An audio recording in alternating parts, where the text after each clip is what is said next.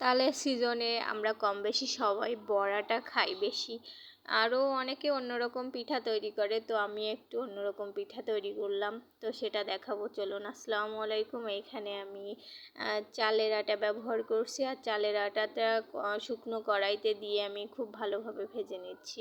তো খুব ভালো করে ভাজতে হবে যতক্ষণ না ঝুরঝুরি হবে, ঝুরঝুরি হয়ে লাল হয়ে আসবে। তো দেখেন আমার আটাটা ভাজা শেষ, এবার আমি আটাটা নামিয়ে নিচ্ছি। আর এইখানে আমি চিনি দিয়ে জাল করে রেখেছিলাম তাল, তো তার ভিতরে আমি নারকেল কোড়া দিয়ে দিচ্ছি। আমি আমার পরিমাণ মতো নারকেল কোড়া দিয়ে দিয়েছি, আপনারা চাইলে কম বেশি যেটাই খাবেন সেটাই দিতে পারেন। তো এখানে আমি নারকেলটা সুন্দর করে নেড়ে নিচ্ছি, তালের সাথে খুব ভালোভাবে মিশিয়ে নিচ্ছি। নেওয়ার পরে এ পর্যায়ে স্বাদ মতো একটু লবণ দিয়ে নিলাম। তো স্বাদ মতো লবণ দিয়ে আমি আরও বেশ কিছুক্ষণ নাড়িয়ে চাড়িয়ে লবণটা মাখিয়ে নিব। মাখিয়ে নেওয়ার পরে এ পর্যায়ে আমি ভেজে রাখা আটাটা নারকেল আর তালের ভিতরে দিয়ে দিচ্ছি।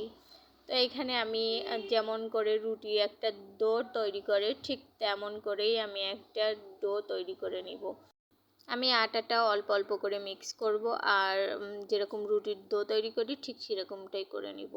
তো এইখানে আমার অফ ক্যামেরাতে আমি মেখে নিয়েছি আটাটা, আর এরকম একটা ডো তৈরি হয়েছে। তো এর থেকে একটুখানি লিচি কেটে নিয়ে আমি এরকম হাত দিয়ে, দেখতে পাচ্ছেন আমি ঠিক এরকম হালকা আলতো হাতে এরকম একটা হাত দিয়ে লম্বা একটা শেপ করে নিব। তো আপনারা এরকম শেপ করে নেবেন। এখানে আমার আম্মু আর খালামণি করতেছে, আর আমি ক্যামেরা ধরে আছি।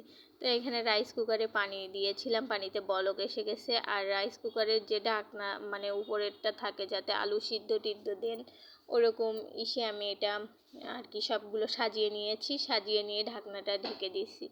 এবার সিদ্ধ হওয়ার অপেক্ষা। তো দেখেন আমার পিঠাটা সিদ্ধ হয়ে গেছে, আর পিঠাটা সিদ্ধ হয়ে পিঠাটার কালারটা কেমন চেঞ্জ হয়ে গেছে দেখতে পাচ্ছেন। তো এটা যে শুধু রাইস কুকারেই করতে হবে এমন না, আপনারা চাইলে হাঁড়িতেও এটা ভাপ দিতে পারেন, যেমনভাবে ভাপা পিঠা তৈরি করেন। তো আমি একটা ভেঙে দেখিয়েছি। আর আমার এই রেসিপিটা যদি ভালো লাগে অবশ্যই আমার চ্যানেলটা সাবস্ক্রাইব করে দেবেন। আল্লাহ হাফেজ।